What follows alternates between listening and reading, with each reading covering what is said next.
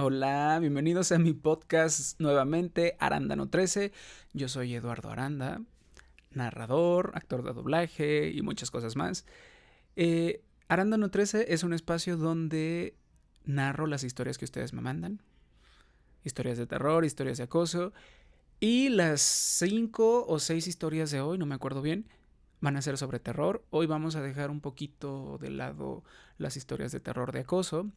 Y también quería decirles que si alguien de ustedes tiene alguna experiencia con sectas, porque quiero hacer como un top de historias de terror de sectas, por favor escríbame a mi correo, a mi Insta, para platicarme su historia y la pueda narrar aquí. Eh, el próximo episodio va a ser exclusivamente, creo que, de historias de acoso. Entonces, para ya no estar como revolviéndolas, digo, sí me gusta como darle variedad a los episodios, pero quiero probar esta nueva como estrategia de hacer los episodios especiales, o sea, este episodio puras historias de terror paranormales o con experiencias de terror así de fantasmas o cosas así, y otra de historias de terror de acoso, de cómo han sufrido eh, acoso por parte de su ex o acoso por parte de algún vecino cucu. Y pues bueno, vamos a empezar. No se les olvide suscribirse, activar la campanita, dejar comentarios. De verdad, la interacción en los comentarios me ayuda muchísimo. Tengo mis redes sociales, Instagram, Facebook, TikTok. Recuerden que este espacio es exclusivamente para narrar todas las historias que ustedes me mandan. ¿Ok? Bueno, entonces vamos a empezar con la primera historia. Venga. Historia 1. Me llamo Azul. Soy originaria del estado de Oaxaca. Mi historia comienza aproximadamente cuando tenía 14 años y estaba en la secundaria. Sinceramente yo nunca fui de creer en cosas paranormales ni en seres de otros mundos. Sin embargo, me acuerdo perfectamente de aquel mes de octubre. Siempre he vivido con mis papás, hasta hoy. Anteriormente mi casa tenía un cuarto pegado a la sala. Ese cuarto la mayoría de las veces se mantenía abierto porque ahí se guardaba el ropero de mis padres y algunas cosas que ocupaban con frecuencia. Casi nunca lo cerraban, inclusive en las noches permanecía abierto. Quiero recalcar que octubre siempre ha sido un mes inquietante para mi familia, porque sienten la casa triste. A mi madre nunca le ha gustado porque según los cuentos de aquí, si sientes un ambiente triste en octubre significa que hay almas pasando alrededor. Y bueno, como dije, yo no creía en nada de eso, hasta ese día que vi aquella sombra. Recuerdo perfectamente que eran como las 11 de la noche. Yo tenía ganas de ir al baño. En ese entonces dormía en una hamaca colgada cerca del cuarto que mencioné antes y justamente el baño estaba enfrente de ese cuarto. Me paré tranquila y me fui al baño con normalidad, pero al pasar junto al cuarto noté una sombra que provenía de dentro como si alguien estuviera ahí. La sombra tenía la forma de un señor con sombrero, que traía una camisa de mangas largas y un pantalón. No se le veía el cuerpo entero, solo desde la cabeza hasta más o menos las rodillas. Al principio creí que era mi papá buscando algo, ya que en ese cuarto se dejaba una lámpara pequeña que iluminaba casi todo el interior. Así que no le di importancia, no me asomé ni pregunté nada, solo seguí al baño y después me acosté de nuevo en la hamaca, convencida de que era mi papá. Esa misma noche desperté otra vez, eran como las 2:30 de la madrugada. Tenía sed, me levanté por un vaso de agua y al mirar hacia el cuarto la sombra seguía ahí. Era el mismo señor con sombrero, igual que antes. Me quedé quieta unos segundos pensando que a lo mejor era mi papá, pero entonces razoné que ya era muy tarde para que siguiera ahí. Quise acercarme, pero fue como si algo me detuviera. Me quedé paralizada, mirando aquella sombra hasta que escuché que alguien entraba en la casa. Era mi hermano que venía de una fiesta. Cuando me vio me preguntó: ¿qué haces ahí parada? Reaccioné confundida, igual que él. Solo le respondí: nada, me paré por agua, ya me voy a acostar. Me regresé a la hamaca sin decirle nada. No le pregunté si él veía lo mismo que yo, simplemente me quise dormir. Al otro día, cuando regresé de la escuela, dejé mis cosas en la sala y miré hacia el cuarto. La curiosidad me estaba matando.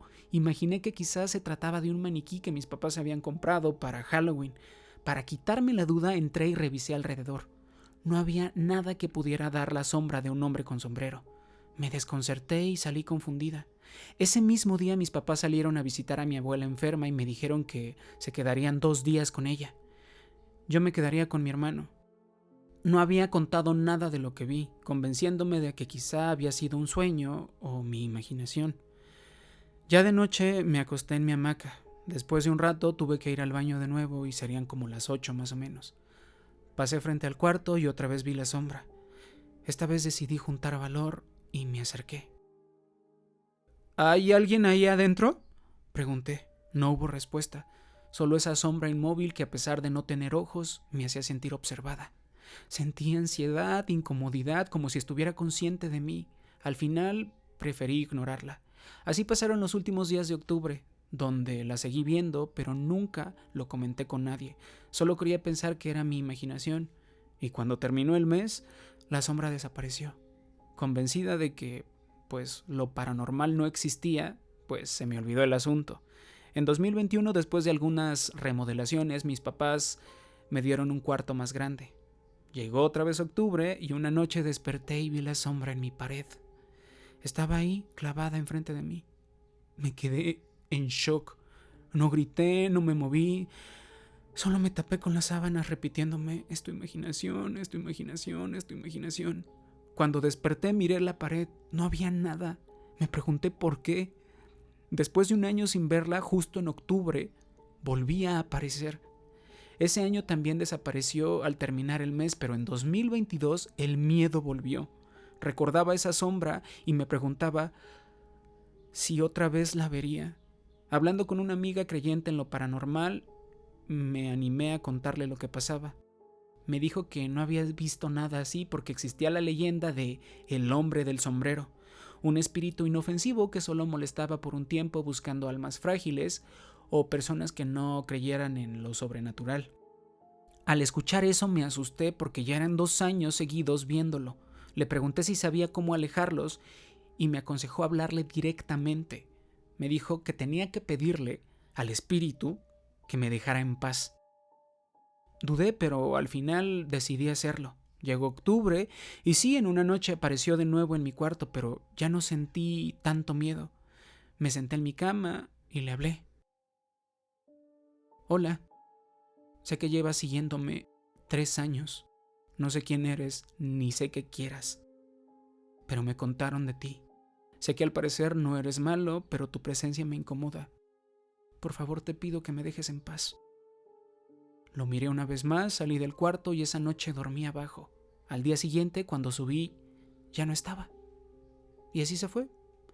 Pero en noviembre, una tarde cualquiera, mientras caminaba de regreso a casa, pasé frente a una boutique con un gran vidrio. Al mirar dentro, por un segundo lo vi otra vez. Estaba completo. Botas, sombrero, pantalón, camisa. Me asusté y volteé atrás, pero no había nadie. Cuando miré otra vez al vidrio, ahí seguía. Salí corriendo, agarré un taxi y me fui a casa muerta de miedo. Después de ese día, empecé a verlo reflejado en todas partes, en vidrios, en espejos, superficies, como si me siguiera a todos lados. Dejé de dormir bien, dejé de comer, mi familia se dio cuenta y me preguntó que qué me pasaba. Yo no quería decirles nada porque me daba vergüenza admitir que un espíritu me estaba acosando. Digo, siempre estuve negando las cosas paranormales, era obvio que me diera vergüenza. Pero llegó un punto en el que ya no pude más. Sentí que me casaba como una presa. Al contárselo a mis papás, al principio dudaron, pero al ver mi estado decidieron llevarme a un templo donde hacían limpias. Ahí una señora me pidió cerrar los ojos. Al parecer caí en una especie de sueño del que no recuerdo nada. Cuando desperté, la señora me dijo: hablé con él. Es un hombre y está enamorado de ti, muchacha. Por eso te ha seguido todo este tiempo. Su plan era llevarte con él, pero no ha podido. Yo me quedé sin palabras, la verdad. Miré a mis padres, que estaban sorprendidos y asustados. La señora me dio una botella con agua y me dijo que esa misma noche me bañara con ella, que sería mi protección para que nunca más volviera a aparecer. Desde ese día jamás lo volví a ver. Vivo más tranquila, pero cada vez que lo recuerdo pienso: ¿qué habría pasado si no voy a que me hagan la limpia, ¿realmente podría haberme llevado con él? Lo único que sé desde entonces es que nunca más volví a dudar de lo paranormal.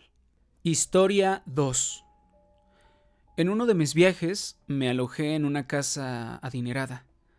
La familia me recibió con los brazos abiertos. Eran muchos, con mucho dinero, acostumbrados a comer caviar y caracoles finamente preparados.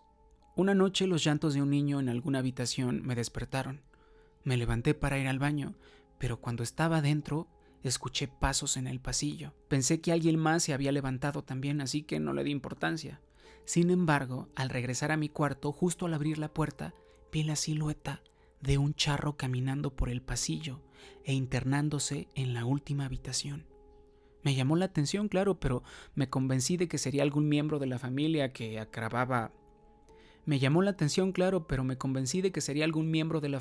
acababa de llegar del trabajo. Sin prestarle más atención, regresé a dormir. Al otro día me levanté tarde. Cuando bajé a desayunar, la familia ya había comido. Me senté solo, esperando a que la señora de la cocina me preparara algo. Mientras esperaba, no podía quitarme de la cabeza lo que había visto la noche anterior. Esa figura de charro entrando en el último cuarto. La señora, como si me leyera la mente, me preguntó: ¿durmió bien, joven? Lo noto pensativo. Esa pregunta me animó a contarle lo que había pasado. Imaginé que sería una simple anécdota, pero al terminar de hablar, la mujer sonrió y me dijo: eso que usted vio fue la estatua del charro, joven. Confundido, le pregunté: ¿a qué se refiere con la estatua del charro?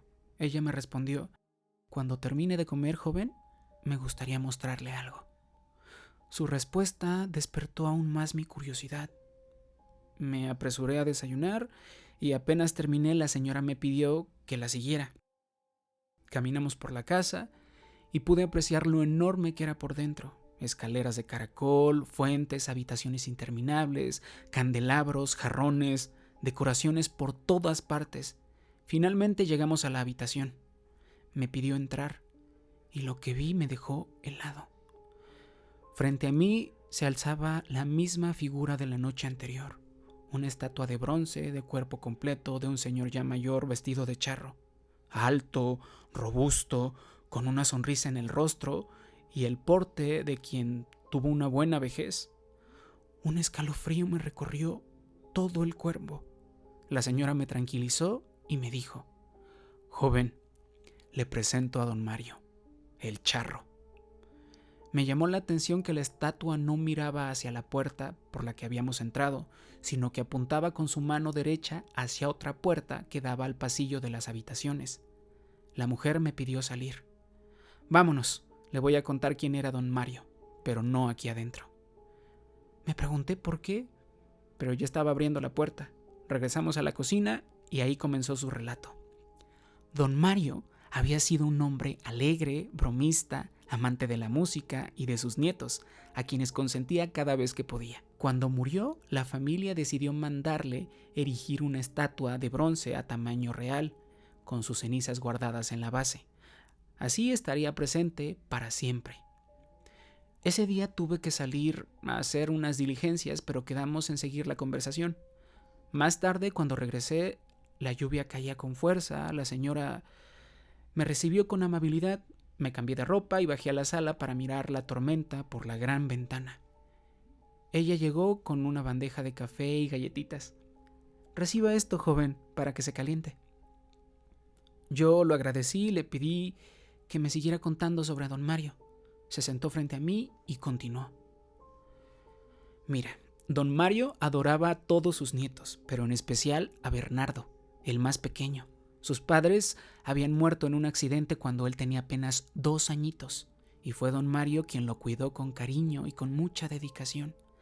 Antes de morir, le había comprado un balón de fútbol, pero no alcanzó a entregárselo. Cuando el niño lloraba inconsolablemente por las noches, alguien de la familia recordó aquel regalo. Se lo llevaron y como arte de magia, al abrazar el balón, Bernardo dejó de llorar. Desde entonces nunca se separaba de él. Pero con eso llegaron también los pasos nocturnos en la casa. Cada vez que el niño lloraba, alguien escuchaba la estatua moviéndose por los pasillos. Siempre. Después, Bernardo aparecía dormido, abrazando su balón. La familia preocupada llamó a un sacerdote. Tras investigar, el cura concluyó que aquello no era maligno. Era el alma de don Mario que se había ligado a la estatua y al balón. No podía descansar porque tenía la misión de consolar a su nieto. Más que un espectro, era un guardián. La señora me miró y añadió en voz baja: ¿sabe por qué no le conté la historia delante de la estatua? Porque don Mario era bromista, le gustaba asustar a quienes hablan muy cerca de él. Si hubiéramos permanecido ahí, joven, seguramente le habría pellizcado su estómago, como siempre hacía con sus nietos en la vida.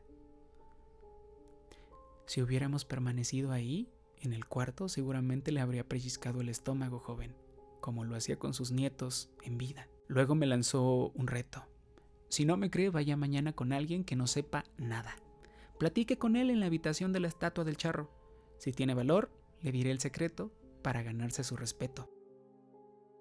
Aquella noche cenamos en familia. En la mesa estaban todos: la señora dueña, sus hijos, nueras, nietos, y al final el pequeño Bernardo con su balón de fútbol entre las manos. Al verlo confirmé que la historia era real. Al terminar, busqué de nuevo a la señora de la cocina. Ella, mientras lavaba los platos, me dijo sin volverse: ¿se decidió, joven? Me explicó que al día siguiente vendría el jardinero. Él no sabía nada. Yo debía entrar con él a la habitación de la estatua y esperar a que ocurriera.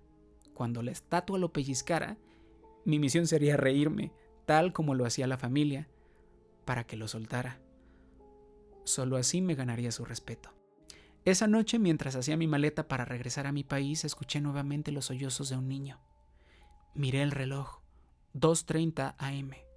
Los pasos se acercaron hasta detenerse frente a mi puerta. El corazón me retumbaba en el pecho. Después, los pasos siguieron a la habitación de Bernardo. Y poco después, el silencio. La mañana llegó. A las 9, el jardinero tocó la puerta. Lo llevé a la habitación de la estatua. Estaba ahí, igual que siempre, con su sonrisa de bronce y el brazo extendido. El hombre tomó los utensilios de jardinería que alguien había colocado en un rincón, pero yo lo retuve con preguntas para prolongar la estancia. Y entonces sucedió.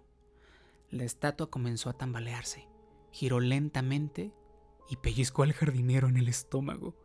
El pobre gritó aterrado. Yo, paralizado, recordé las palabras de la señora. Tenía que reír, el miedo me trababa la mandíbula, pero reuní fuerzas y solté una risa fuerte, natural. En ese instante la estatua soltó al jardinero, que salió huyendo despavorido. Don Mario entonces giró hacia mí. Extendió el puño, invitándome a chocar el mío. Lo hice, y al instante volvió a su posición original. Ya me había ganado su respeto. Salí temblando. En la cocina la señora ya me esperaba con un vaso de agua. Sonrió y me dijo: ahora ya no es un extraño, joven. Para don Mario, usted es parte de la familia. Ese mismo día me despedí. Antes de irme, Bernardo me dijo adiós con la mano, aferrado a su balón. La señora de la cocina me sonrió con su complicidad. Lo esperamos pronto, joven. No sé si la casa, sus habitantes y la estatua del charro sigan ahí. Solo espero que quienes lleguen después tengan el valor suficiente para enfrentarse a la mirada eterna de don Mario, el charro de bronce. Historia 3. Esto me pasó hace casi 10 años, cuando tenía 18 y buscaba trabajo después de terminar la prepa. Como vivía en un pueblo pequeño, no había muchas opciones, así que acepté la primera oportunidad que se me presentó: trabajar en una farmacia. El único detalle era que había turnos nocturnos, pues la farmacia estaba justo al lado del único hospital del pueblo, y muchas personas llegaban de madrugada a comprar medicamentos. Los demás trabajadores decían que en la noche era tranquilo. Además, siempre estábamos 2 personas en el turno y podíamos turnarnos para dormirnos un rato. Me pareció buena idea, En esa misma época también había entrado a trabajar una muchacha llamada Laura, apenas unos años mayor que yo. Como ambas éramos nuevas, normalmente nos asignaban con empleados experimentados, así que nunca coincidíamos en turno, hasta que un compañero me pidió cubrirlo y sin saberlo, acepté vivir la noche más aterradora de mi vida. En la farmacia atendíamos por una ventanilla alta, protegida con cortina metálica. Para poder entregar los medicamentos usábamos un banco y nos subíamos a él, lo cual servía de seguridad. Casi ningún cliente alcanzaba a mirar por encima hasta que, de repente, un hombre muy alto asomó la cara por ahí y tocó suavemente el cristal a la 1 de la madrugada. Laura dormía en ese momento y me tocaba a mí atender. Admito que su rostro me asustó desde el primer instante. No solo era demasiado alto, mucho más que cualquier cliente que hubiese visto, sino que sus ojos estaban rojos, inyectados de sangre. Traté de tranquilizarme. A veces los familiares de pacientes venían llorando o cansados y no era raro verlos así a esas horas. Respiré hondo, me acerqué y abrí la ventanilla. Le pregunté que qué necesitaba. No respondió, solo me miraba fijo, pero no a mí. Miraba hacia atrás, a donde estaba Laura dormida sobre un estante.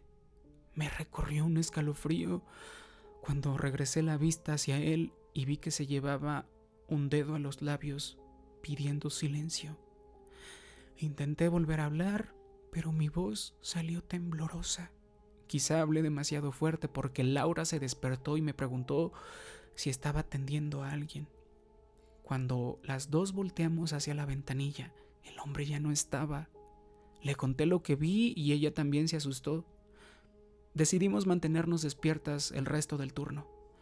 A las 4 de la mañana, el sueño me vencía. Fui al baño a echarme agua en la cara y cuando salí lo vi de nuevo. Estaba ahí, sonriéndole a Laura mientras ella le entregaba una botella de agua de las que vendíamos. Me quedé helada. Se veía distinto, casi otra persona, al punto que dudé si era el mismo. Laura estaba sobre el banco cuando de pronto gritó. El hombre la había agarrado de la mano y la jalaba con una fuerza brutal hacia afuera de la ventanilla. Corrí y la sujeté de la cintura para jalarla hacia adentro, pero él no la soltaba. Ella lloraba de dolor y cuando al fin la liberó, vi horrorizada que le había hecho cortes en el brazo tan profundos que apenas podía moverlo. Me quedé inmóvil hasta que escuché un sonido metálico afuera. El hombre estaba golpeando la cortina como si clavara algo filoso contra ella. Eso me devolvió a la realidad. Llamé a la policía, a mis jefes, a la ambulancia, a todos. Creí que de verdad iba a entrar al local. Lo escuchamos caminar alrededor de la farmacia, arrastrando su cuchilla por las paredes, lento, como jugando con nuestro miedo. Recordamos entonces que había una ventana trasera que casi nunca se usaba y estaba cubierta por un estante, pero no era difícil de forzar. Corrí a empujar el mueble contra la ventana con todas mis fuerzas y cuando llegué, él ya estaba ahí, parado, afuera mirándome. Fue en ese momento que entendí por qué Laura había gritado tanto al verlo por primera vez. El hombre estaba bañado en sangre desde el cuello hasta los pies. Era imposible que toda esa sangre proviniera solo del brazo de mi compañera. Se veía empapadísimo, como salido de una pesadilla. Golpeaba con tanta fuerza la ventana que el cristal comenzó a crujir. Yo estaba convencida de que íbamos a morir. Lloraba mientras empujaba el estante con todas mis fuerzas. De pronto, todo se detuvo. Se escucharon sirenas, la policía y la ambulancia habían llegado. Nosotras no queríamos salir, estábamos temblando de miedo. Cuando finalmente nos sacaron, vimos las huellas de sangre que había dejado en el suelo y la ventana hecha pedazos. Yo ni siquiera recordaba haber escuchado el cristal romperse. Quizá estaba tan aturdida por el llanto que no me di cuenta. La policía buscó por días, pero nunca lo encontraron. No había cámaras en ese tiempo, ni forma de identificarlo. Solo Laura y yo lo recordamos perfectamente, tanto que dejamos ese trabajo y nos mudamos lejos. Ni siquiera podemos vernos entre nosotras porque Basta recordar esa noche para revivir el terror. Historia 4. Nos habíamos mudado a esa casa apenas una semana antes de que comenzara enero del 2024. Era una casa de 2 pisos con cortinas pesadas y rincones que todavía no sentíamos nuestros. Mis hijos, un niño de 4 y una niña de 5, estaban emocionados con el cambio, al principio.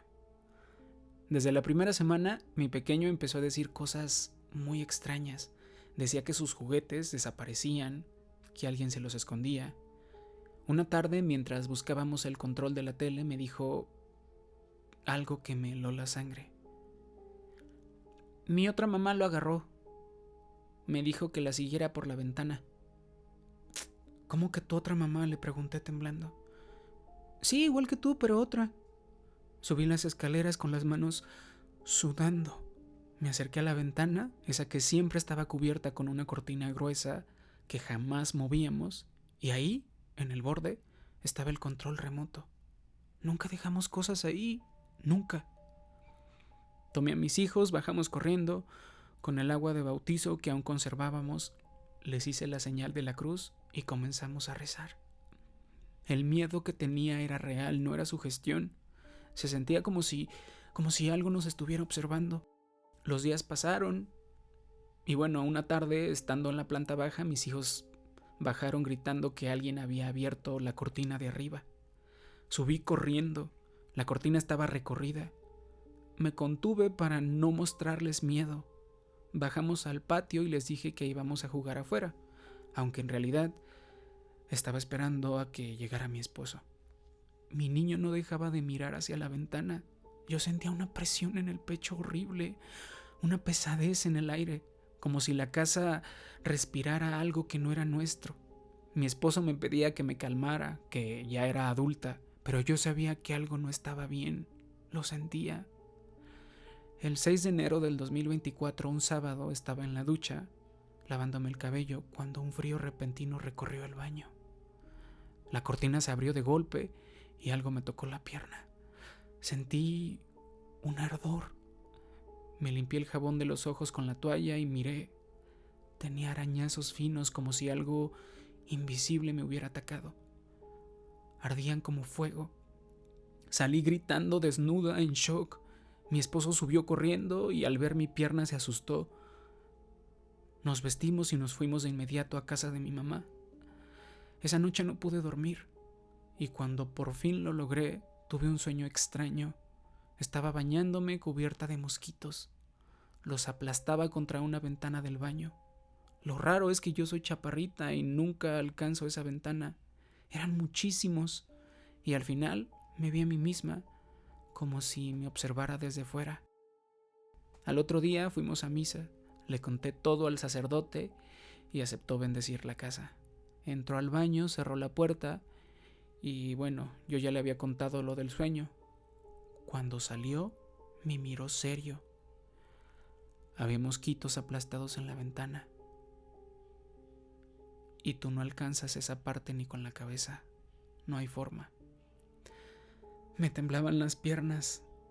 El sacerdote me explicó que los niños abren portales y que si yo creo en esto, algo puede entrar. Me advirtió que nunca buscara el significado de lo que me pasó, porque podría abrir una puerta que no se puede cerrar. Desde entonces yo voy a misa cada domingo. Mi hijo ya no ve cosas y yo a veces siento sombras, pero rezo, me distraigo, las ignoro. Aunque siempre me quedé con la duda, ¿qué eran los mosquitos? ¿Quién era la otra mamá?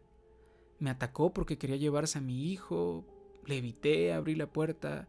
Nunca lo voy a saber, solo sé que desde ese día ya no soy la misma. Guardé fotos que me tomé al día siguiente del ataque. La imagen no se ve muy clara, pero quería tener alguna prueba por si desaparecían. Lo que sí puedo decir es que las heridas no cicatrizaron normal, ardían demasiado. Hasta este momento es la primera vez que lo cuento.